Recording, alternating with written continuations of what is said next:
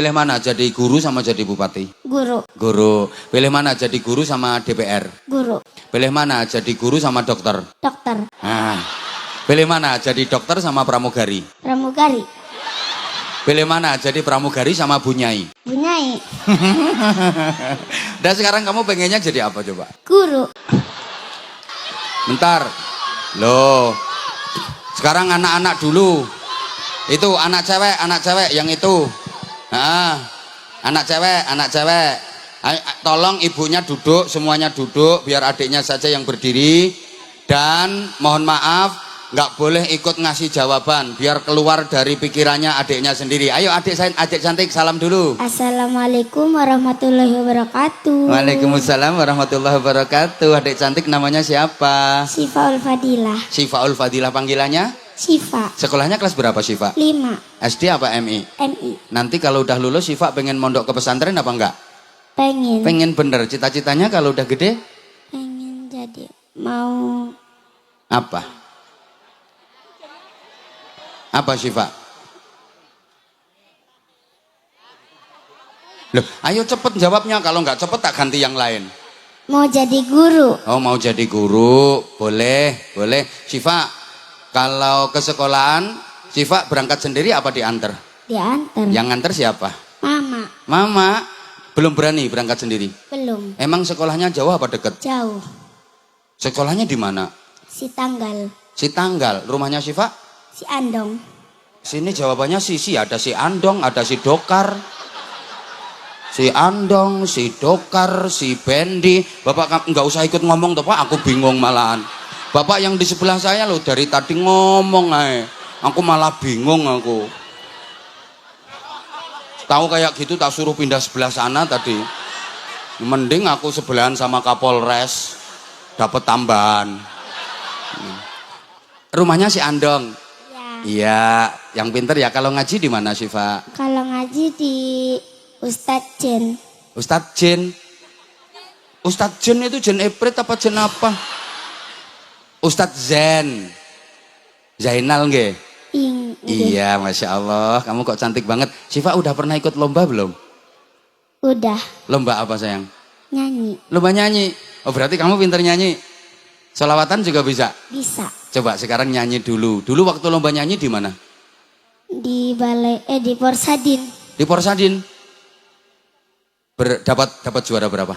1. Bener. Pas itu Syifa nyanyi lagu apa?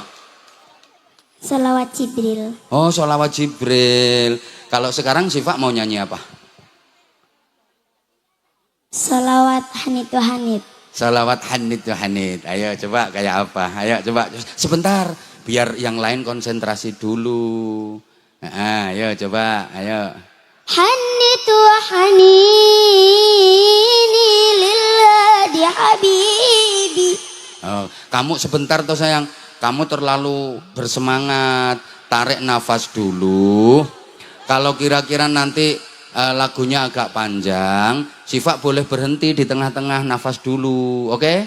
Diulang. Hanit. 1, 2, 3. Hanit wa hanini lillahi habibi. Ahmadi ya habibi habibi wal ghairaq yurdini. Hanit lakaki yang dawi jeruhi. Khatam wa muridi bak bakal jannah maudini. Ya Allah, tepuk tangan dulu, tepuk tangan. Syifa jangan dipaksakan, kalau nafasnya nggak kuat berhenti. Yang lain selain Hanit itu bisa apa enggak? Yang lain. Sholawat Jibril. Oke, sholawat Jibril. Nanti setelah itu sholawat Israel. Ayo coba sholawat Jibril kayak apa? Ayo. Ya Habibi ya Muhammad ya Rusal Khafiqo ini. Nah, terus. Ya Habibi ya Muhammad ya Rusal khafiqa ini.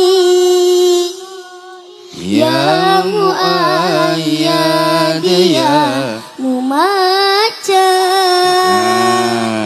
ya imam al-qiblataini. Belajar terus ya sayang ya. Siap. Masya Allah. Ngaji Qurannya udah sampai juz berapa? Baru 1. Oh baru juz 1. Suaranya kamu bagus. Udah anaknya cantik, cerdas, suaranya bagus. Kamu nanti nggak pengen jadi bupati? Nggak tahu. Kok nggak tahu? Pilih mana, jadi guru sama jadi bupati? Guru. Guru. Pilih mana, jadi guru sama DPR? Guru. Pilih mana, jadi guru sama dokter? Dokter. Nah. Pilih mana, jadi dokter sama pramugari? Pramugari. Pilih mana, jadi pramugari sama bunyai? Bunyai. Dan sekarang kamu pengennya jadi apa coba? Guru. Guru, emang guru itu profesi mulia, pahlawan tanpa tanda jasa. Tepuk tangan, tepuk tangan. Anak cantik. Udah tak kasih sarung. Tahu nggak sarungnya apa? Cap apa? Cap mangga. Taunya dari mana kamu? TikTok. Oh dari TikTok. Berarti sering ngikutin TikTok ya? Apa bareng sama anak kecil-kecil itu? Ini nanti kamu langsung masuk TikTok. Nggak usah nunggu besok, nanti malam langsung. Anak cantik. Hanit gitu. Top. Yang ngajari nyanyi siapa sayang? Otodidak. Otodidak. Apalagi nanti ada yang ngelesin. Keren kamu suaranya. Kalau nyanyi-nyanyi yang lain bisa nggak? Nyanyi misalnya nyanyi lagu apa gitu? Yang Dangdut. bisa. Ayo coba kayak apa tak dengerin. Ayo. Kan ku petik bintang di langit, ku berikan pada Maya yang setiap saat menemaniku di setiap langkah kesuksesanku. Masya Allah. Ayo terus. Ku akan bersinar.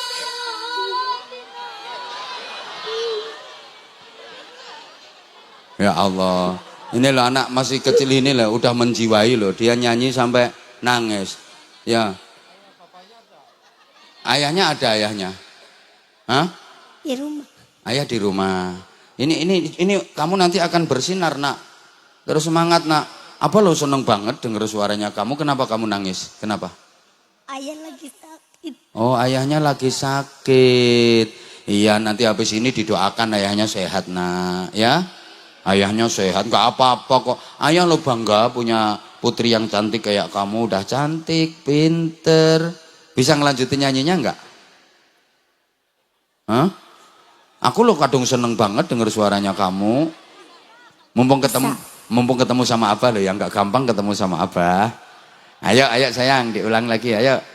Kan ku petik bintang di langit, ku berikan padamu ayah yang setiap saat menemaniku di setiap langkah kesuksesanku.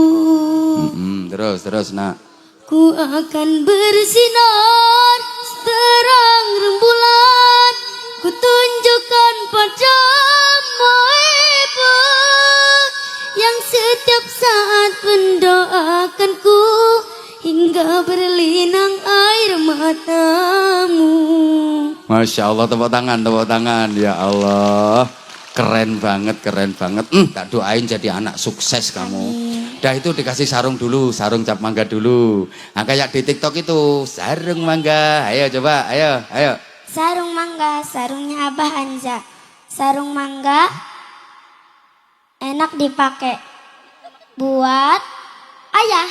Masya Allah. Semoga dengan memakai sarung mangga ayahnya cepet sehat. Ini Ibu Bupati yang ngasih. Ayo terima kasih ke Ibu Bupati. Doakan. Dilancarkan rezekinya, dipanjangkan umurnya. Amin. Sehat selalu satu keluarga. Amin. Masya Allah. Amin. Nah makasih. itu. Buat ibunya Bupati, buat Ibu Cynthia, makasih. Doakan sayang, doakan. Beliau didoakan. Semoga bisa berangkat Iki umek kae geget mau iki. berangkat haji Amin. bareng satu keluarga. Amin. Amin. Masya Allah, top keren itu. Terus ada lagi yang ngasih siapa ya? Makasih. Pak siapa? Pak Haji Umar. Pak Haji Umar, terima kasih. Terima Doakan kasih. beliau. Berkah, dilancarkan rezekinya, dipanjangkan umurnya. Udah nggak usah, Mudah-mudahan. udah nggak usah banyak-banyak, doanya cuma 100.000 kok. Haji Umar ngasih 100.000, doanya banyak banget. Yang ngasih banyak tadi kan bupati, masa Kapolresnya nggak ngasih? Mana anak buahnya Kapolres? Aduh, Kapolres, ayo anak buah Kapolres, kasih itu, kasih, biar cepet kombesnya, cepet. Habis ini mantep langsung kombes, cepet. Anak buah Kapolres kok kurang tanggap itu. Cepet, nggak usah dihitung. Makasih Pak Kapolres, terima kasih. Semoga Makasih Kak Polres. Semoga cepat naik pangkat. Naik pangkat. Masya Allah, bondor 200 si kombes. Nih tak tambahin kamu sayang. Makasih Abah. 300 buat kamu. Tambahan. Allah, terima kasih. Kamu semangat ya sayang ya. Siap Abah. Masya Allah. Nanti kapan-kapan ketemu Abah lagi ya sayang ya. Kamu kalau baca ayat Quran bisa coba ngaji sedikit aja. Belum bisa. Oh belum, baru mulai juz 1 ya sayang ya. Terus belajar ya sayang ya. Masya Allah. Pak Asep didoakan. Pak Asep itu suaminya bupati. Ayo, Pak makasih. Asep semoga dilancarkan rezekinya, dipanjangkan umurnya, Bisnisnya lancar. bisnisnya lancar, dan Terus? dan semoga bisa naik haji bareng keluarganya. Masya Allah. Amin, terima kasih. Makasih. Masa nggak nambahi Pak Asep? Itu tadi yang ngasih kan bupati. Pak Asepnya kan belum. Udah didoakan kayak gitu kok. Dah. Masya Allah. Aku loh seneng banget sama kamu. Nanti kapan-kapan ketemu Abah lagi ya sayang ya. Oke sayang, belajar semangat ya sayang ya. Udah. Loh, oh ya ini titip, ini aku titip kasihkan ke ini anak-anak ini. Ya Allah ya Karim. Ya sayang ya, Abah minta maaf ya sayang ya. Karena waktunya udah hampir habis ya. Nanti kesempatan yang lain mudah-mudahan kita ada waktu yang lebih leluasa. Karena kita punya kewajiban sholat asar, penjenengan belum sholat. Habis ini yang punya kewajiban sholat jangan sampai ditinggalkan sholatnya. Ayo ibu salam kemudian kenalan dulu yuk. Assalamualaikum warahmatullahi wabarakatuh. Waalaikumsalam warahmatullahi wabarakatuh. Ibu namanya? Nama saya Mbak Parihatun dari Desa Baros, Kecamatan Ketanggungan. Oh Mbak Ros Ketanggungan. Anggota muslimat? Anggota muslimat Baros. Ranting Baros. Ya, Oke, Ranting datang ke Baros. sini tadi jam berapa Ibu? Jam 1. Jam 1 rombongan. Rombongan ini. Alhamdulillah. Ibu kenal sama Bupati Brebes enggak? Kenal. Namanya siapa? Mbak Paramita. Mbak Parame. Oh masih udah jadi bupati masih dipanggil Mbak. Iya. Ya udah nggak Ibu, apa-apa. Ibu. Grogi Pak Yai. Seneng enggak punya bupati beliau? Seneng banget. Apalagi ibunya kenal banget. Oh, Masya Allah. betul. Seneng banget apalagi ibunya kenal banget. Tepuk tangan untuk beliau-beliau luar biasa. Coba Ibu senengnya apa punya Bupati Bu Paramita Bisa ini? mensukseskan Kabupaten Brebes. Bisa mensukseskan Kabupaten Brebes. Mohon doanya nggih. Harapan ke depan untuk Kedepannya Kabupaten Brebes. Semoga Kabupaten Brebes semakin sukses dan maju. Jangan banjir Bu, tolong. Yang bikin banjir itu Allah bukan bupati. Ya kan? Jangan banjir. Ya ditanggulangi Bu Sungainya, pelan-pelan. Bu. Ya, Ya sungainya ditanggulangi pelan-pelan. Daerah saya Bojonegoro itu juga daerah banjir. Dari dulu terkenal daerah banjir karena dekat dengan Bengawan Solo. Alhamdulillah sekarang udah mulai lumayan berkurang. Brebes juga, tapi yo pelan-pelan bangun Brebes itu di semua sektor anggarannya nggak seperti yang sampean bayangkan. Dikira bangun kabupaten itu kayak membalikkan rempeyek gitu. Ya pelan-pelan gitu, Ya, pelan-pelan. Apalagi beliau jadi bupati Sukses, baru baru 1 tahun 6 bulan. Kalau pengen tuntas ya harus 2 periode untuk memimpin Kabupaten Brebes. Kalau cuma 1 periode ya enggak cukup. Mas Asep jangan lupa loh ya ini nanti.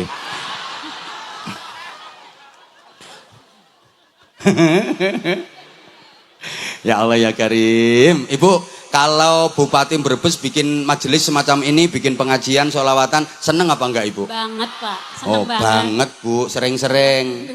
Kondusif masyarakatnya kalau kayak gini. Coba misalnya, maaf banget, datengin grup musik dan artis dari ibu kota.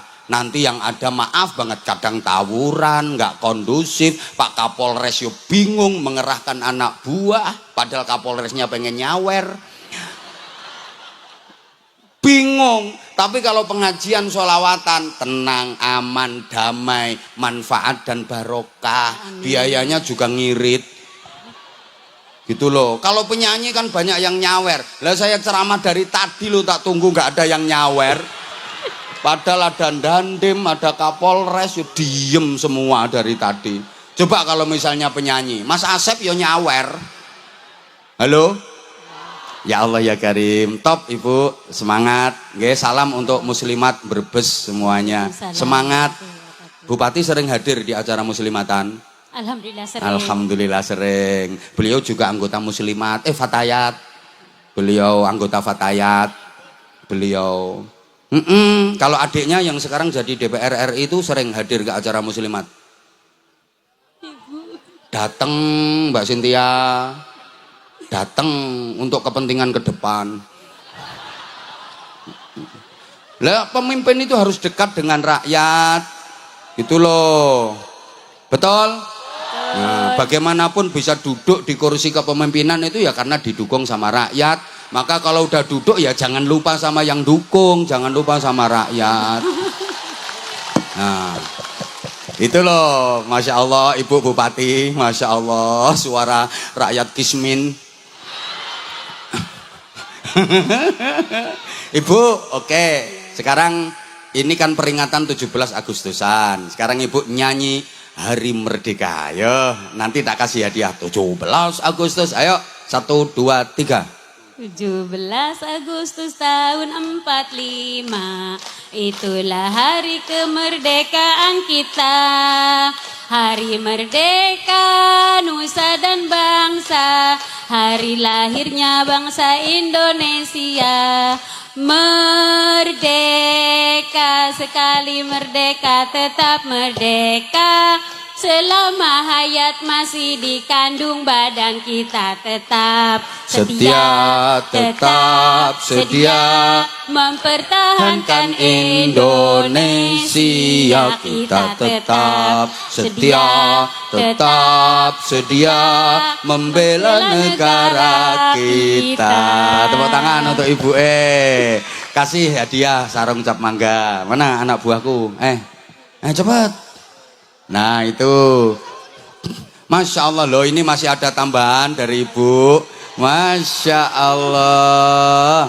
Ayo Bu, kata-kata dulu. Sarung mangga. Ayo, sarung mangga.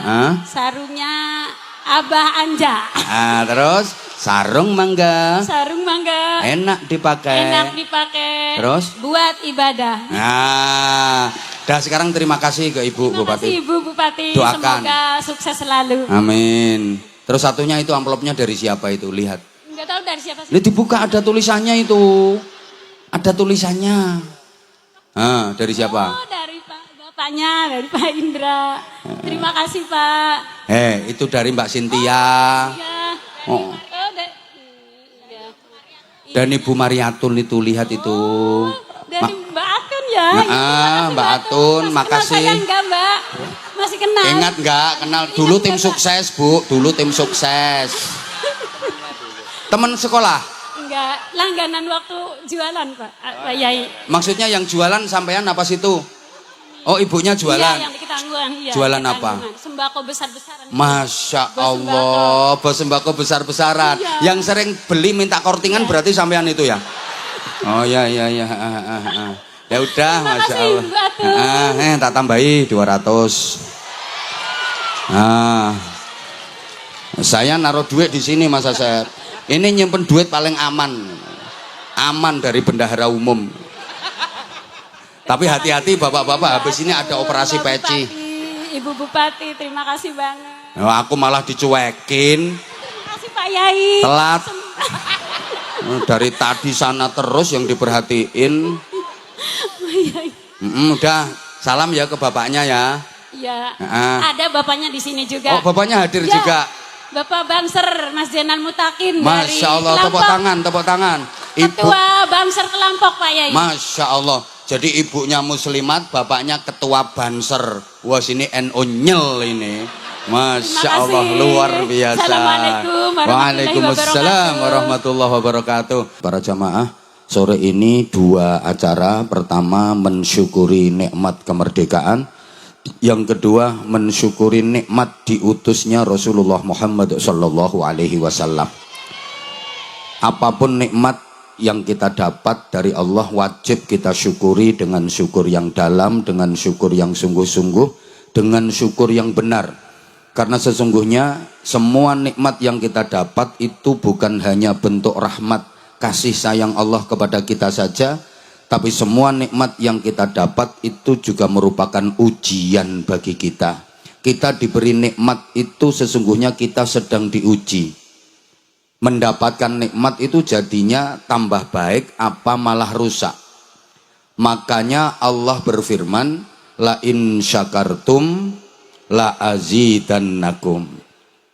Nikmat yang kita dapat kalau kita syukuri, maka pasti oleh Allah akan ditambah, dan terus ditambah. Namanya jadi barokah. Wala in kafartum inna azabi lasyadid. Nikmat apapun kalau kita kufuri, awas. Nikmat yang sudah didapat itu akan berubah menjadi siksa yang menyakitkan. Tadinya nikmat, tapi karena dikufuri berubah menjadi siksa yang menyakitkan. Makin sengsara, makin menderita, namanya jadi musibah. Jadi nikmat itu kalau disyukuri jadi barokah, kalau dikufuri berubah jadi musibah. Bapak Ibu warga masyarakat Brebes semuanya pengen dapat musibah apa barokah? Kuncinya harus pandai bersyukur. Nah sekarang kira-kira warga masyarakat Brebes ini lebih banyak mana? Yang syukur sama yang kufur? Diulang, lebih banyak yang syukur apa yang kufur? Benar? Yakin? Oke, sekarang dibuktikan. Warga Brebes hidupnya lebih banyak yang taat apa lebih banyak yang maksiat? Bener. Akeh endi sing nrimo karo sing ngersula? Lebih banyak mana ibu-ibu yang ngamal sama yang ngomel? Lebih banyak yang amal soleh apa amal salah? Ibu maaf, lebih semangat baca Quran apa HP-nan? Lebih sering zikiran apa tiktokan?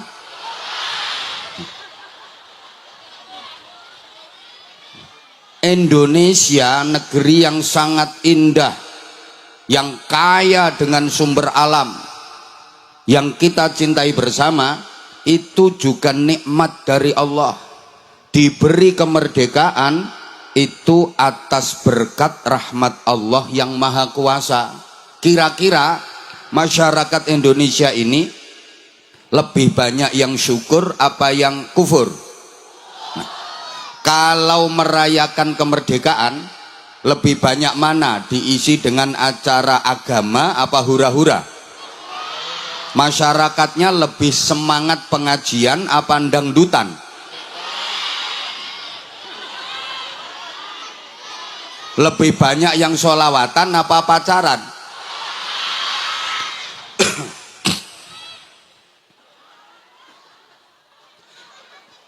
Kalau dulu mensyukuri nikmat kemerdekaan itu dibagi. Para elitnya, para pejabatnya, para pembesarnya, tokoh-tokohnya rapat menyusun kebijakan, bermusyawarah, memikirkan bagaimana membangun Indonesia ke depan. Sedangkan masyarakat umum dikasih hiburan, disuruh seneng-seneng biar tidak ganggu yang lagi rapat. Makanya dikasih macam-macam perlombaan biar seneng, tidak ganggu yang sedang rapat. Sehingga lomba dalam rangka merayakan kemerdekaan, kalau dulu itu lomba-lombanya murni hiburan, semacam lomba tarik tambang, makan kerupuk, balapan lari karung dan sebagainya, panjat pinang. Pokoknya lomba murni hiburan, menghibur masyarakat biar seneng dan biar nggak ganggu tokoh-tokoh yang sedang rapat. Nah sekarang maaf banget, lomba-lomba kayak gitu mulai dirusak. Ironinya lomba-lomba yang merusak moral. Udah nggak usah saya ceritakan, banyak anak-anak tahu sendiri kan, masa ada lomba kok ibu-ibu menetei suaminya. La haula wala quwata illa billah. Gini, masyarakat Indonesia itu ada komponen orang-orang yang hidupnya mendatangkan barokah, tapi ada komponen masyarakat yang hidupnya justru mengundang datangnya musibah. Ada orang-orang baik yang memang ingin membangun Indonesia ke depan lebih bagus, tapi ada kelompok orang-orang yang hidupnya mendatangkan musibah. Kalau pinjam istilahnya Al-Quran, ada ashabul yamin, ada ashabul shimal, ada ashabul maimanah, ada ashabul mas'amah. Kalau dalam pewayangan itu ada golongan kanan, ada golongan kiri. Ada kelompok Pandawa, ada kelompok Kurawa, ada kelompok Satria, ada kelompok Raksasa, ada kelompoknya Kresna, ada kelompoknya Durna, ada kelompoknya Puntadewa, ada kelompoknya Duryudana, ada kelompoknya Semar, ada kelompoknya Togok. Kira-kira yang hadir di sini masuk kelompok Pandawa apa Kurawa? Kesatria apa Raksasa? Kresna apa Durna? Puntadewa apa Duryudana? Semar apa Togok? Kayaknya banyak Togoknya. Kalau kita ingin menjadi bagian dari masyarakat yang hidupnya mendatangkan barokah, maka wajib mengamalkan ayat walau anna ahlal qura amanu wattaqau la fatahna alaihim barakatim minas sama'i wal ard. Dan jika penduduk suatu negara, masyarakat sebuah negara mau beriman dan bertakwa, maka pasti akan kami bukakan barokah-barokah yang turun dari langit dan yang keluar dari bumi. Artinya Bapak Ibu adik-adik seluruh jamaah, kalau ingin Indonesia lebih baik, kalau ingin cita-cita Indonesia emas tercapai, kalau ingin Indonesia penuh keberkahan, masyarakatnya wajib amanu wattaqau, beriman dan bertakwa. Asal masyarakatnya beriman dan bertakwa, janji Allah, dan janji Allah itu pasti akan diberikan barokah untuk Indonesia. Nah sekarang apa yang menyebabkan datangnya musibah dan kehancuran? Mari kita renungkan sebuah ayat. Wa idza aradna an nuhlika qaryatan amarna mutrafiha fafasaqu fiha fahaqqa 'alaihal qawlu fadammarnaha tadmira. Dan jika kami Allah ingin menghancurkan suatu daerah, suatu negara, maka kami perintahkan para tokohnya, para pembesarnya, para pemimpinnya untuk taat kepada kami, tapi mereka malah berbuat kerusakan, mereka melakukan penyimpangan dan pelanggaran, maka kemudian berlakulah ketentuan kami sehingga kami hancurkan negeri itu sehancur-hancurnya. Mohon maaf banget, yang menyebabkan kerusakan dan kehancuran itu para tokoh, para pembesar, bisa pengusahanya, orang-orang kayanya, bisa orang-orang yang pegang kebijakan yang diperintah taat kepada aturan tapi malah berbuat kerusakan dan melanggar aturan, melakukan pelanggaran dan penyimpangan.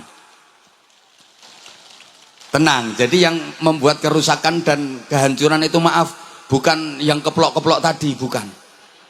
Yang tepuk tangan dan dobrok di bawah itu maaf, hanya pelengkap penderita. Yang ada kemungkinan itu yang sekarang sedang duduknya di panggung. Itu yang ada kemungkinan, ada kemungkinan. Ya. Jadi gini, maksud saya gini, Bapak Ibu para jamaah mohon maaf banget. Ke depan Indonesia ini seperti apa? Ada dua kemungkinan. Ada kemungkinan ke depan Indonesia makin jaya, makin baik, makin makmur sejahtera, makin barokah. Tapi ada kemungkinan ke depan Indonesia ini dihancurkan sehancur-hancurnya. Saya tidak menakut-nakuti, karena dalam sejarah tidak ada di dunia ini negara yang abadi. Coba, dulu ada negara kuat namanya Yunani kuno, hancur lebur, sekarang tinggal kenangan. Ada negara Romawi yang tentaranya, pasukannya gagah perkasa, wilayah jajahannya luas, ditakuti semua kerajaan. Sekarang tinggal kenangan, tinggal cerita. Dulu ada Uni Soviet, negara adidaya, superpower, saingannya Amerika Serikat. Sekarang hancur lebur, berkeping-keping menjadi negara-negara kecil, yang besar tinggal Rusia saja. Mustahil rasanya untuk mengembalikan Uni Soviet pada kebesarannya seperti dulu. Mustahil. Kita juga punya sejarah. Dulu ada kerajaan Mataram kuno, kerajaan besar hebat, sekarang tinggal kenangan, tinggal cerita. Ada kerajaan Kalingga, ratunya perempuan bernama Ratu Sima, wilayahnya luas, kerajaan besar, sekarang tinggal cerita. Ada Pajajaran, kerajaan hebat, rajanya Saktri Mandraguna, wilayahnya luas, hebat kerajaannya, sekarang tinggal cerita, tinggal kenangan. Betul? Ada Sriwijaya, itu kerajaan besar, wilayahnya separuh Nusantara, pusatnya di Palembang, Sumatera Selatan, sekarang tinggal cerita, udah nggak ada. Bahkan ada Majapahit yang wilayahnya lebih luas daripada wilayah Indonesia saat ini. Negara-negara tetangga itu dulu masuk wilayah kerajaan Majapahit, sekarang tinggal kenangan, tinggal cerita. Tidak menutup kemungkinan kalau nanti entah berapa tahun lagi Indonesia tinggal kenangan, Indonesia tinggal cerita. Kok kayaknya takut ya? Saya nggak nakut-nakuti kok. Kan sejarah. Sejarah itu aslinya bahasa Arab syajaroh. Tapi lesannya orang Indonesia itu mau melafatkan Arab kan susah. Syajaroh repot, maka diambil mudahnya sejarah. Apalagi lesannya orang Jawa, fardu dibaca perlu, ridho jadi lilo, khairun dibaca kirun, Ramadan aja jadi ramelan. Ada orang bersin ehing maunya alhamdulillahirabbil alamin, nggak bisa ehing andulamin gitu. Itu lesan kita. Syahadatain dibaca sekaten, kalimah syahadah dibaca kalimosodo. Orang namanya Hasbullah aja dipanggil Kasbolah, Abdul Rozak Dul Raja, Abdul Majid dipanggil Dul Genjit. Ya lesan kita. Wong anak-anak itu diajari doa Rabbighfirli wali walidayya warhamhuma kama rabbayani shaghira. Itu kan biar jadi anak yang berbakti, terus mendoakan orang tua. Susah ngucapin Rabbighfirli wali walidayya, susah. Rabbighfirli wali wali wali wali wali wali wali wali wali wali wali wali gitu. Robbana Robbana Robbana, repot bikin urap-urapan. La tuzigh qulubana, bikin kulub-kulupan. Afwun susah dibaca apem. Ya kayak gitu. Syammir khairan fatrukil bagha. lesannya orang kita, Syamir dibaca Semar, Khairon dibaca Gareng, Fatruk dibaca Petruk, Bago dibaca Bagong. Itu lesannya masyarakat kita. Oke, sejarah itu bahasa Arab, artinya pohon. Bahasa Inggrisnya the wheat. Pohon apapun itu pasti mengalami 3 fase. Perhatikan, 3 tahap. Pertama tunas, kedua puncak, ketiga tumbang. Tunas, puncak, tumbang. Tukul, metit, ambruk. Bung, preng, tunggak.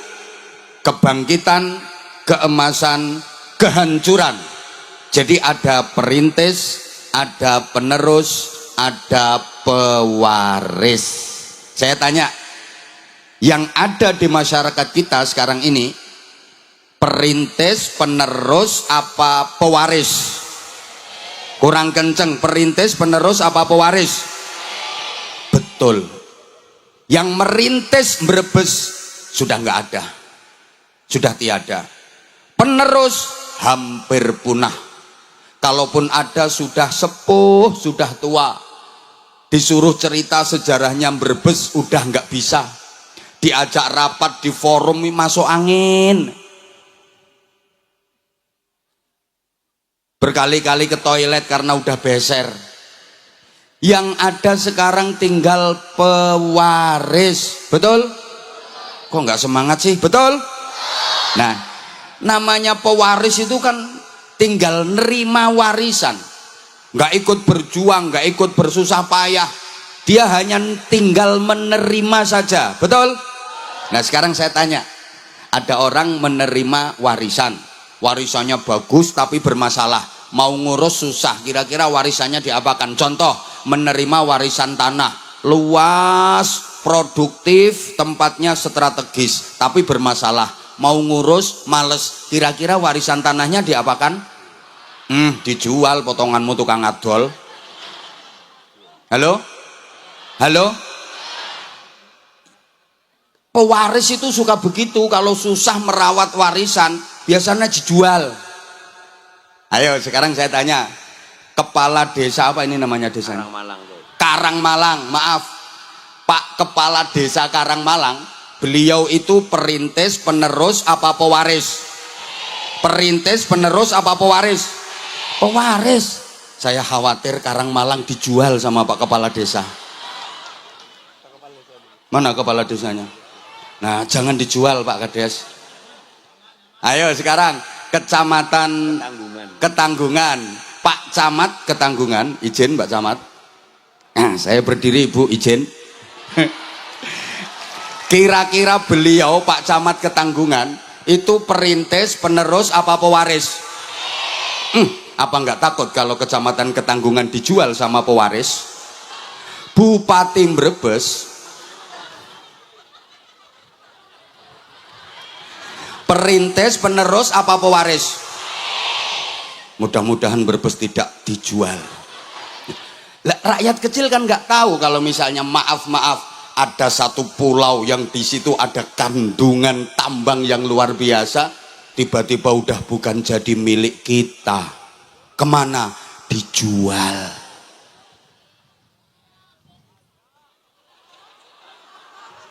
Nah sekarang sekarang gimana? Nah, kita nggak bisa nasihati para tokoh, para pembesar, nggak bisa. Sampean nggak bisa, saya juga nggak bisa. Saya bisanya itu cuman ngeritik tipis-tipis. Itu pun entah didengar entah enggak. Tugas kita mendoakan pemimpin, wajib. Mendoakan pemimpin itu wajib, karena pemimpin itu penentu kebijakan. Bahkan ada hal yang maaf para ulama, para kiai nggak mampu menyelesaikan, ternyata yang mampu menyelesaikan adalah kebijakan pemimpin. Allahumma sholli ala Muhammad. Kok kayaknya nggak paham ya diajak bicara kayak gini. Kebijakan dari pemimpin itu sangat menentukan. Contoh, dulu pernah mau diterapkan zonasi pendidikan oleh seorang menteri. Masih ingat? Loh, kok gak nyaut ya? Jadi sekolah itu harus di lembaga terdekat ada zonasinya. Hampir diterapkan dulu. Masih ingat? Masih ingat? Loh, lah ini mengkhawatirkan loh. Kalau ya, terus saya yang paling khawatir itu zonasi pengajian. Hanya boleh mengundang kiai terdekat. Lah saya di Brebes nggak laku saya. Nggak boleh melanggar zonasi. Yang susah kalau ada zonasi pernikahan. Harus menikah dengan tetangga terdekat. Padahal tetangganya kebun binatang. Masih ingat? Mau diterapkan seluruh Indonesia full day school. Jadi sekolah itu mulai pagi sampai sore. Mulai jam 6 pagi sampai jam 6 sore. Saya waktu itu udah teriak-teriak lantang kalau memang diterapkan di seluruh Indonesia, saya akan mimpin demo. Kenapa? Ya maaf, mungkin di beberapa daerah oke. Tapi masyarakat Indonesia ini kan mayoritas pedesaan, betul? Sebentar ya, ini bukan kok demo-demo anarkis, nggak boleh. Artinya saran kritik yang bersifat membangun, gitu maksudnya. Halo? Halo? Masyarakat Indonesia itu mayoritas di pedesaan. Sementara sore hari itu waktunya anak-anak ngaji, ngaji Al-Quran, ngaji fikih, ngaji akhlak, itu waktunya sore, betul? Lah kalau anak-anak sekolahnya pagi sampai sore, terus ngajinya kapan? Misalnya dijawab, nanti di sekolahan dikasih jam untuk ngaji. Saya tidak yakin kalau guru-guru di sekolah formal itu bisa mengajar ngaji tentang agama seperti kualitasnya guru-guru TPQ dan guru-guru madrasah diniyah. Padahal pendidikan karakter bangsa itu sangat penting. Mau jadi apa negara kita? Ayo, halo? Lalu waktu mau diterapkan full day school itu yang bingung ya guru TPQ, guru diniyah seluruh Indonesia, karena siap-siap jadi pengangguran. Lah iya, lah murid-muridnya sekolah semua, malam udah capek. Sangat menentukan kebijakan seorang pemimpin. Saya ulang, ada hal-hal yang kiai ulama nggak mampu, ternyata yang mampu menyelesaikan adalah pemimpin. Di Surabaya itu dulu ada satu kawasan yang paling dikenal dunia, namanya Gang Waladolin.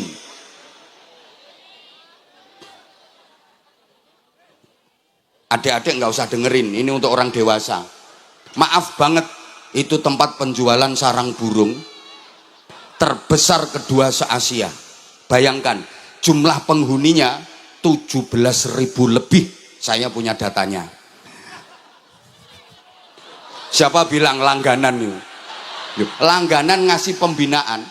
Wah, ulama kiai seluruh Jawa Timur pusing gimana caranya supaya Gang Doli bubar. Itu tempat prostitusi. Gimana cara menyelamatkan masyarakat dari perzinahan? Maaf. Banyak kiai-kiai dan ulama-ulama yang bikin istighosah dengan ribuan jamaah. Semakin diistighosai, semakin rame Doli. Sampai kiai yang doanya ampuh-ampuh itu jahat doanya. Ya Allah, bikinlah pelacur-pelacur di Doli itu gudikan semua, korengan semua ya Allah. Loh, tambah mulus-mulus. Puluhan tahun kiai ulama istighosah doa supaya Doli bubar, nggak bisa membubarkan. Tapi begitu seorang kepala daerah bikin kebijakan, ayo peraturan daerah nomor sekian garis miring sekian angka Romawi sekian Gang Doli dibubarkan, bubuhkan tanda tangan, setempel cetok, selesai, tutup permanen. Seorang kepala daerah kebijakannya bisa mengalahkan ribuan kiai. Halo? Halo? Paham? Ada hal yang kiai nggak mampu, tapi kepala daerah mampu. Misalnya kiai yang ini, kiainya siapa tadi namanya? Pak Kiai Salim. Pak Kiai Salim itu mau, mana beliaunya? Pak Kiai Salimnya mana? Oh, mboten rawuh. Yang rawuh Pak Kiai siapa? Kiai Imam. Beliau punya rencana mau bangun masjid dengan anggaran 10 miliar. Terus tiap hari beliau keliling ke masyarakat, pidato kemana-mana, mengeluarkan dalil. Qala sallallahu alaihi wasallam, man bana masjidan lillah banallahu lahu baitan fil jannah. Siapa yang ikut membangun masjid karena Allah, maka dia akan dibangunkan istana megah di surga. Mari Bapak Ibu, sisihkan rezekinya untuk partisipasi membangun masjid supaya mendapatkan istana megah di surga. Jurusnya sorban kardus keliling, dapatnya 2.000, 5.000, pakai kola Rasulullah. 50 tahun masjidnya Kiai Imam nggak bisa berdiri, padahal tiap hari itu kelilingnya. Nah, kalau seorang bupati nggak usah pakai kola ta'ala, nggak usah pakai kola Nabi, cukup dengan anggarkan masjid Kiai Imam 10 miliar, heret, cetok, selesai. Halo?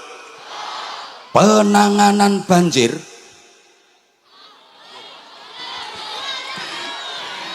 Lah itu kalau ketua RT, ketua RW yang urunan 100 tahun nggak selesai, betul? Tapi kalau bupati yang mengusulkan sudah dianggarkan 270 miliar. Nah, ini pentingnya milih bupati yang baik seperti itu. Tuh, ini ditambahi apa enggak ya ini nanti? Iya, pentingnya udah. Ibu Bupati tenang, udah dipikirin sama Mas Asep, tenang. Allahumma sholli ala Muhammad. Ada hal yang kiai nggak mampu, yang mampu polisi. Contoh, ayo, ada pemuda mabuk 20 orang, mabuk berjamaah. Udah pada pegang botol semua, geliyeng, Terus seorang kiai datang, ngasih nasihat. Haram itu. Qala Allah Ta'ala fi kitabihil karim, innamal khamru wal maisiru wal ansabu wal azlamu rijsum min amali syaitan fajtanibuh. Kira-kira yang mabuk bubar, apa kiainya dilempar botol? Iya, kiainya dilempar botol, wong itu bukan wilayahnya kiai. Tapi kalau anak buahnya Pak Kapolres yang datang, 2 orang saja, nggak usah tinggi-tinggi pangkatnya, brigadir ae, sing pangkatnya rengget-rengget itu. Udah nggak usah perwira, udah 3 orang aja, bubar, pasti lari tunggang langgang. Betul? Oh no. Makanya antara kiai dengan polisi, ulama dengan polisi harus sinergi, saling mendukung gitu loh. Ulama juga membantu kepolisian untuk Kamtibmas, keliling terus memberi pembinaan moral ke masyarakat, membangun karakter masyarakat sehingga meminimalisir tindak pidana, meminimalisir kejahatan. Yang tadinya mau nakal, mau berbuat kejahatan, mau kriminal, nggak jadi karena dibimbing sama para kiai, para ulama. Nah, kalau misalnya kiai ulama itu nggak mau membimbing umat, yakin anggota polisi kewalahan. Anggota Polres Brebes ini cuma berapa? 300 ada dan 600, padahal orang Brebes yang nakal berapa jumlahnya? Ayo, apa ndak kewalahan polisi? Kewalahan. Maka dibantu sama kiai-kiai, sehingga Kapolres kalau ketemu kiai ya harus ngerti lah, tugasnya diringankan kok. Lu coba kalau kiai-kiai ngambek nggak mau ngasih pembinaan moral ke masyarakat, pasti Kapolresnya kewalahan. Ya kalau Brebes nggak kondusif, banyak kejahatan, ayo turun dia, malah bisa-bisa demosi, geser kemana saja itu. Lah ini dibantu. Lah kiai juga harus terima kasih sama polisi. Ngaji kayak gini bisa tertib, aman. Kenapa? Kondusif. Siapa yang mengamankan? Polisi. Apa bisa bikin acara sebesar ini kalau situasinya nggak aman? Siapa yang mengamankan? Polisi. Terima kasih. Saya juga kemana-mana didampingi. Kalau misalnya saya nggak dikawal sama polisi, boleh jadi saya sering telat hadir di acara pengajian. Mungkin di perjalanan macet, mungkin ada hambatan apa-apa, tapi karena lancar dikawal sampai lokasi. Terima kasih komandan. Matur suwun. Jadi nanti ulama-ulama, kiai-kiai itu masuk surga, yang ngawal juga polisi. Polisinya ngawal. Habis ngawal polisi keluar lagi. Lah ngawal kok. Pengawal mau ikut masuk. Keluar. Ya cuman nganter.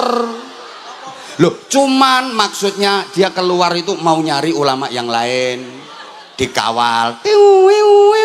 Ulamanya masuk, polisinya keluar lagi. Loh, jemput kiai yang lain. Kiainya masuk, polisinya keluar lagi. Nah, terus pintu surga tutup, polisinya nggak bisa masuk.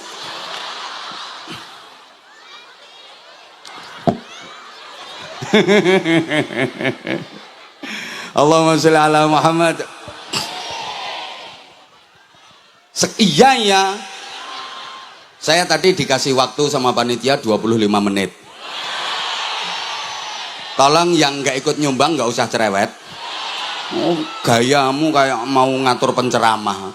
Yang jadi bupati aja diem kok. Nggak ngatur-ngatur, sampeyan kok ngatur-ngatur. Sekarang gini, apa yang harus kita lakukan? Ibda binafsik, mulai dari diri sendiri. Ayo kita melakukan perbaikan diri sendiri. Kita nggak usah menuntut orang lain untuk berbuat baik. Mari kita tuntut diri kita sendiri untuk melakukan kebaikan. Kalau masing-masing pribadi bangsa ini memperbaiki diri, akhirnya jadi pribadi yang baik, maka nanti keluarga itu akan menjadi keluarga yang baik. Kalau masing-masing keluarga sudah baik, lingkungan itu akan baik, karena lingkungan itu terdiri dari keluarga-keluarga yang baik. Kalau tiap lingkungan sudah baik, maka pasti desa itu akan menjadi desa yang baik, karena desa itu terdiri dari lingkungan-lingkungan yang baik. Kalau setiap desa sudah baik, maka sekecamatan akan baik semua, karena kecamatan itu terdiri dari desa-desa yang baik. Kalau masing-masing kecamatan sudah baik, maka kabupaten pasti akan menjadi kabupaten yang baik, karena kabupaten itu terdiri dari kecamatan-kecamatan yang baik. Kalau setiap kabupaten sudah baik, maka seprovinsi baik semua, karena provinsi itu terdiri dari kabupaten-kabupaten yang baik. Kalau semua provinsi sudah baik, maka Indonesia ini pasti akan menjadi baik, karena Indonesia terdiri dari kabupaten-kabupaten dan kota-kota yang sudah baik semua. Kita punya jargon yang luar biasa, itu dituangkan dalam lagu kebangsaan Indonesia Raya. Bangunlah. Sebentar, semangat. Kok wong aku bangunlah, jiwanya bangun. Lah kalau pejuang dulu kayak sampean, Indonesia nggak merdeka-merdeka. Semangat. Bangunlah. Bangunlah. Untuk Indonesia Raya, Indonesia Raya, tanahku, negeriku yang ku cinta, Indonesia Raya. Hiduplah Indonesia Raya. Merdeka! Merdeka! Merdeka! Kayak partai ini bupati.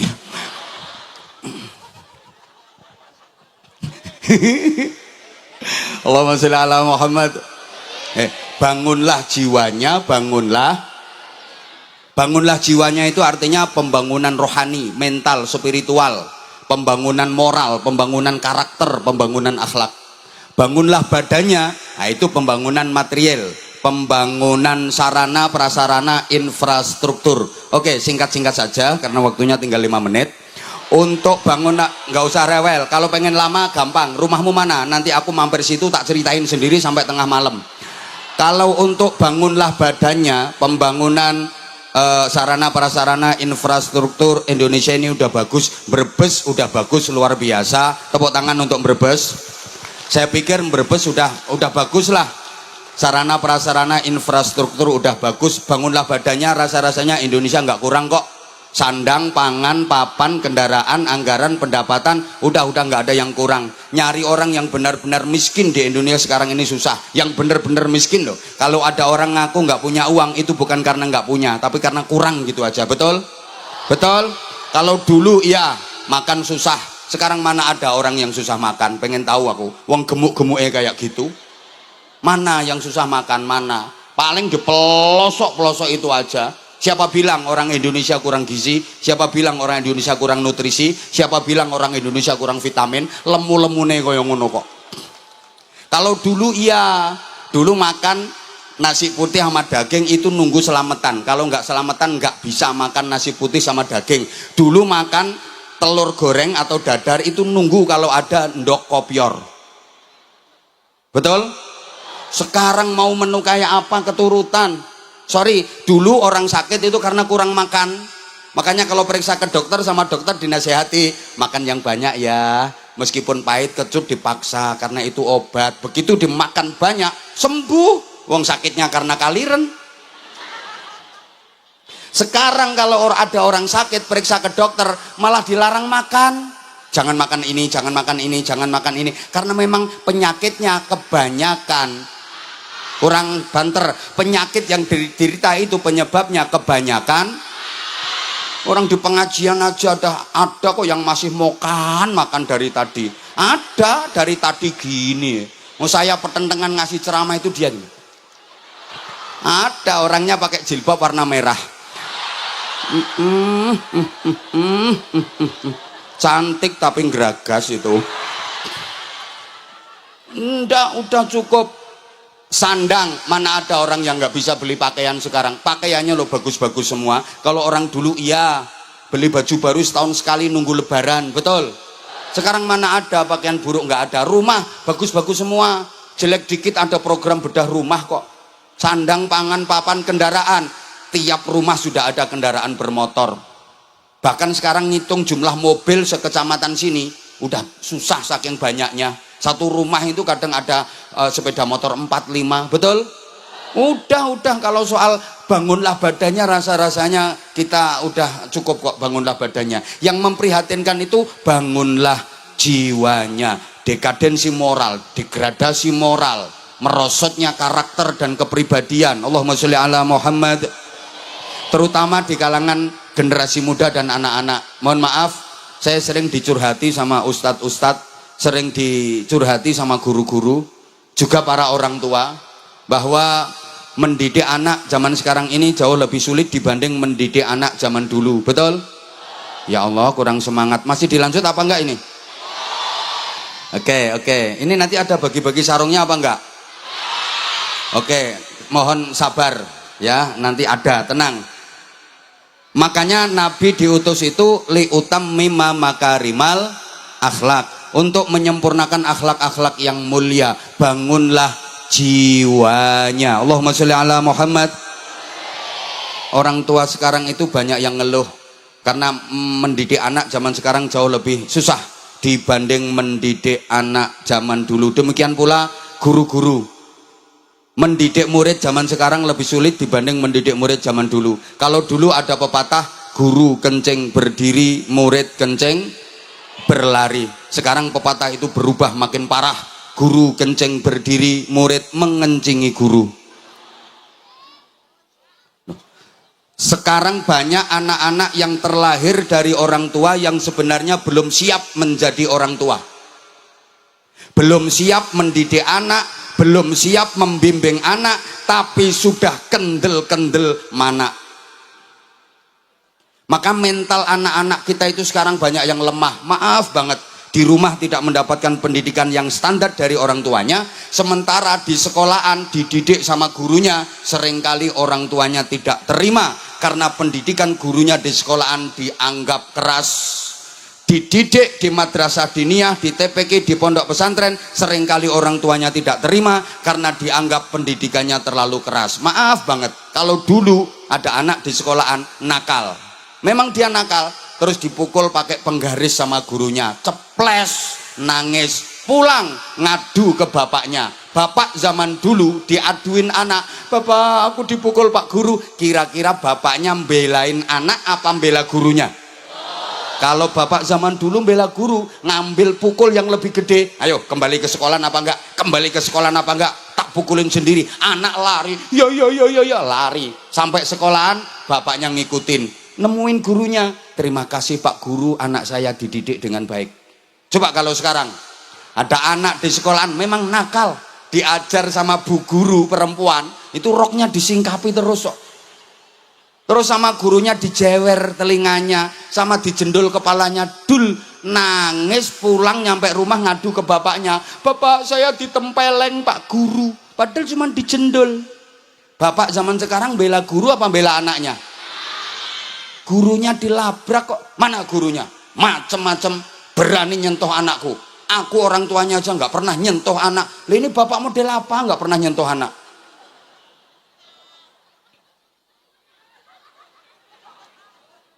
Makanya maaf, anak sekarang mentalnya lemah karena terlalu dimanja sama orang tuanya. Betul apa wong kamu juga gitu sama anak kok? Sekolah 50 meter aja antar jemput.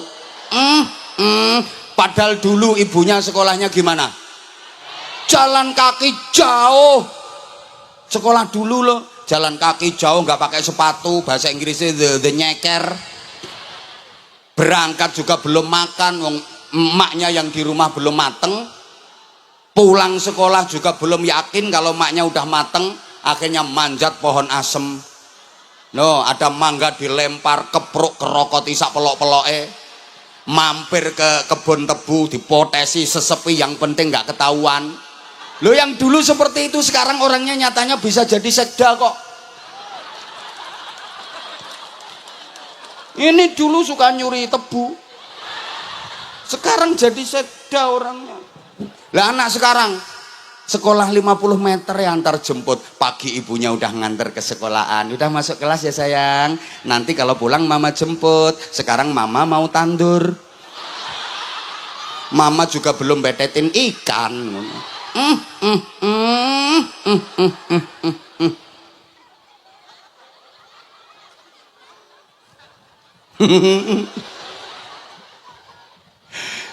Allahumma sholli ala Muhammad.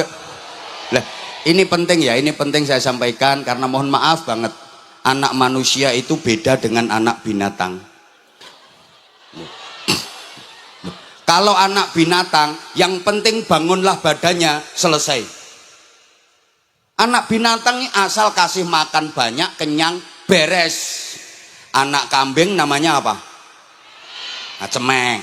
Asal dikasih makan banyak, kenyang, mesti gede, mesti gemuk. Dewasanya dijamin bisa jadi kambing yang baik menurut pri kekambingan. Anak sapi namanya, nah itu asal dikasih makan banyak, kenyang, mesti dia besar, gemuk, dewasanya dijamin bisa jadi sapi yang baik menurut pri kesapian. Anak kebo itu gudel, asal dikasih makan yang banyak, kenyang, pasti besar, gemuk, dewasanya dijamin jadi kebo yang baik menurut pri kekeboan. Tapi anak manusia kalau hanya sekedar bangunlah badannya, dikasih makan banyak, memang kenyang, memang bisa besar, bisa gemuk, tapi dewasanya belum tentu bisa jadi manusia yang baik menurut pri kemanusiaan. Maaf, anak ayam itu namanya kutuk, perempuan apa? Pitik, ya.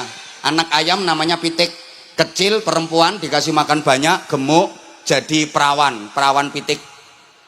Terus diperkosa jago 5. Jadi masalah apa enggak? Jadi kasus apa enggak? Bisa masuk ke ranah hukum apa enggak? Bisa dilaporkan polisi apa enggak? Enggak ada urusan dalam dunia perpitian internasional. Meskipun diperkosa jago 5, mama pitik nyantai. Waktu bertelur tetap ikhlas, waktu mengeram tetap khusyuk.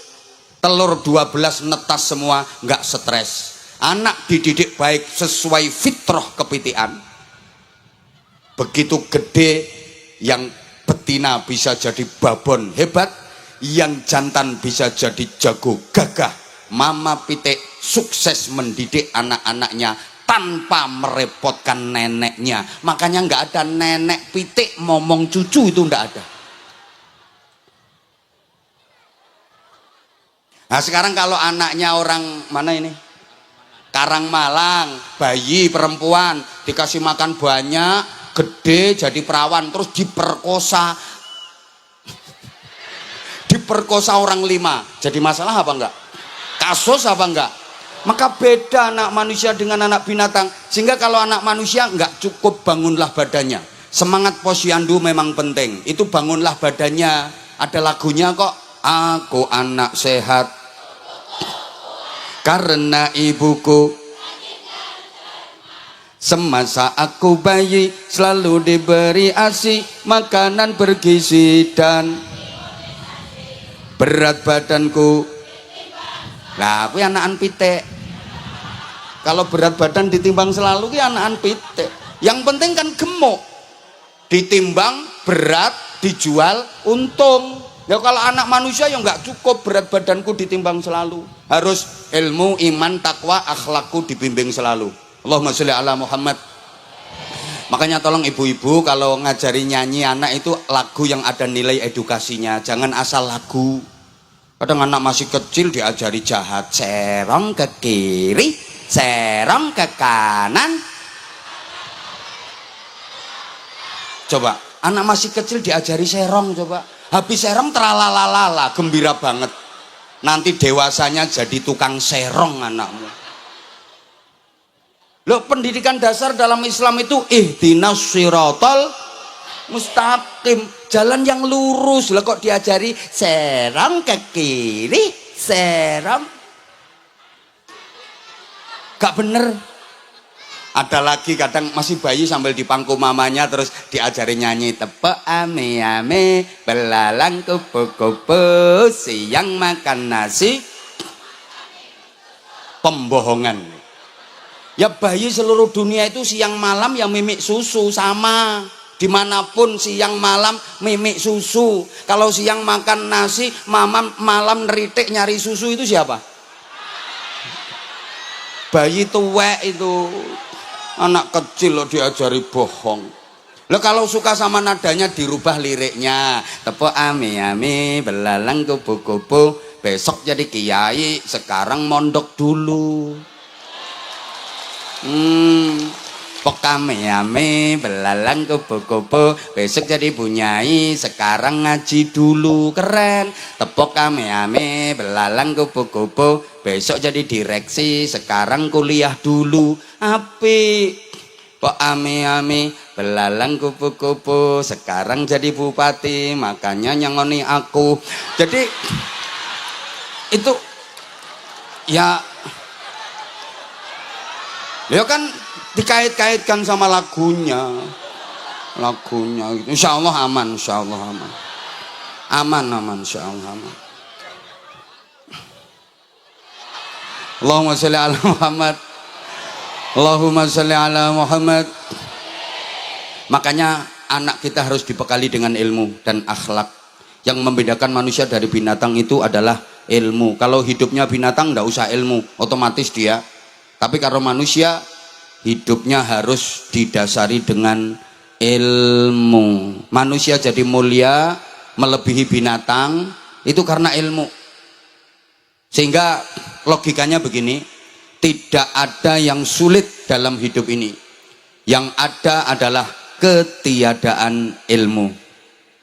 Oke, saya ulang, nanti tolong dibikin status. Ya bikin status itu yang bagus-bagus gitu loh. Masa status kok galau tingkat dewa. Ya uripmu galau terus.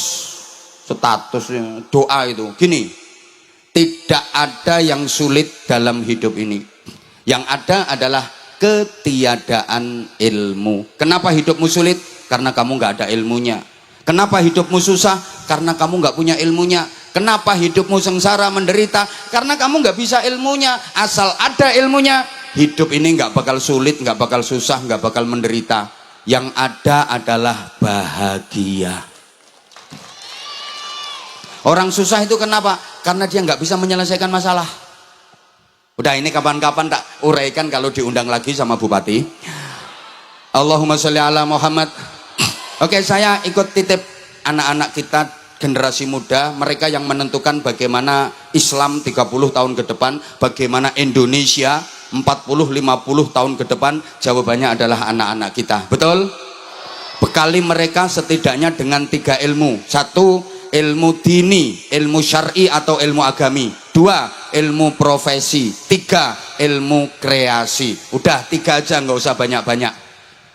Ilmu dini didapat melalui ngaji. Jangan sampai anak-anaknya yang agamanya Islam ya ini, tanpa mengurangi rasa hormat kita untuk saudara kita yang agamanya lain, jangan sampai anaknya tidak ngaji. Ilmu profesi didapat melalui sekolah formal, mulai tingkat dasar sampai tingkat paling tinggi. Ilmu kreasi didapat melalui proses kehidupan. Dengan ilmu dini, dengan ilmu agami, manusia jadi takwa. Dengan ilmu profesi, manusia jadi cerdas. Dengan ilmu kreasi, manusia jadi terampil. Ilmu agami menghidupkan hati, ilmu profesi menghidupkan otak, ilmu kreasi menghidupkan otot. Ilmu agami mensensitifkan hati sehingga jadi ahli zikir. Ilmu profesi mencerdaskan otak sehingga jadi ahli fikir. Ilmu kreasi memproduktifkan otot sehingga jadi ahli ikhtiar. Maka nanti anak-anak kita kolbiyah, akliyah, jasadiyah menyatu, raga, rasa, rasio berpadu. Jadi bisa olahraga, pinter olah rasio, pinter olah rasa. Jadi anak yang takwa, cerdas, terampil, sensitif, kreatif, produktif, ahli zikir, pinter mikir, mau nyopir, kalau punya musuh berani melintir. Halo? Loh. Dengan mengolah raga, maka para jamaah, anakmu bisa bekerja pakai otot, namanya kerja keras. Dengan mengolah rasa, anak-anak kita bisa kerja pakai otak, namanya kerja cerdas. Dengan mengolah rasa, mengolah rasio, anak-anak kita jadi cerdas, bisa kerja pakai otak. Dengan mengolah rasa, anak-anak kita jadi takwa sehingga bisa kerja dengan ikhlas. Kerja keras, kerja cerdas, kerja ikhlas, itulah kerja yang tuntas. Orang kalau kerja hanya pakai otot, kerja keras, hasilnya cuma pas. Tapi kalau mau ditambah kerja pakai otak, kerja cerdas, hasilnya lebih luas. Apalagi disempurnakan kerja pakai hati, kerja ikhlas, diberi hasil tak terbatas. Contoh, kalau kerja pakai otot, kerja keras, itu kayak binatang. Sapi, kerbau, itu kerja pakai otot, kerja keras. Ya, kuda disuruh narik dokar, bendi, sapi disuruh bajak di sawah, dia kerja pakai otot, kerja keras, hasilnya cuman pas. Manusia kalau kerja hanya mengandalkan otot, kerja keras, ya maaf, hasilnya hanya pas. Ya segitu-gitu aja. Tapi kalau mau kerja pakai otak, kerja cerdas, hasilnya lebih luas. Ini kerja profesi. Contoh dokter. Bu, kerja keras, ngangkat batu kali, batu gunung, gede-gede itu. Seharian, ratusan batu diangkat. Paling dapatnya maaf, 200.000, 300.000. Tapi kalau kerja cerdas, ngangkat batu kecil satu aja bisa dapat 200 juta. Yang diangkat batu ginjal, batu empedu.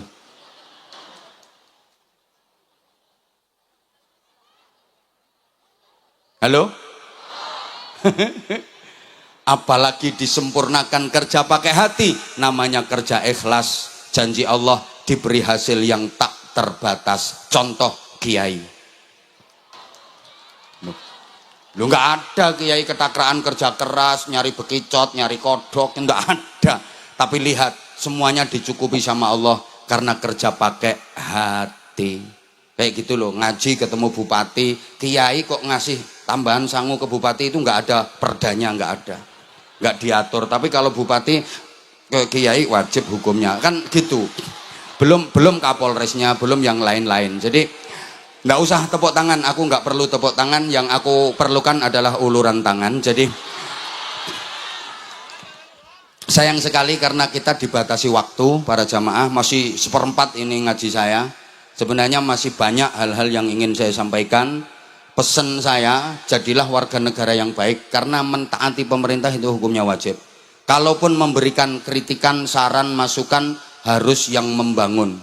Wajib memang hukumnya memberi kritikan, saran, masukan, Tapi apapun alasannya, kalau menghina, mencaci maki, pakai kekerasan, anarkis itu tidak dibenarkan. Paham nggih? Paham nggih? Lah iya harus begitu. Kemudian ayo kita menjadi pribadi-pribadi yang baik. Bahasa Jawanya ngrayangi gitoke dhewe-dhewe, metani awake dhewe-dhewe. Kita mulai perbaikan dari diri sendiri. Insya Allah nanti dengan demikian ke depan Indonesia akan tetap gemah ripah loh jinawi toto titi tentrem kerto raharjo. Seperti itu pula yang dicontohkan Rasulullah Shallallahu Alaihi Wasallam. Pembangunan karakter, pembangunan iman, pembangunan moral dan rukun dengan siapapun, meskipun beda kelompok, bahkan beda keyakinan, Rasulullah tetap bersikap baik.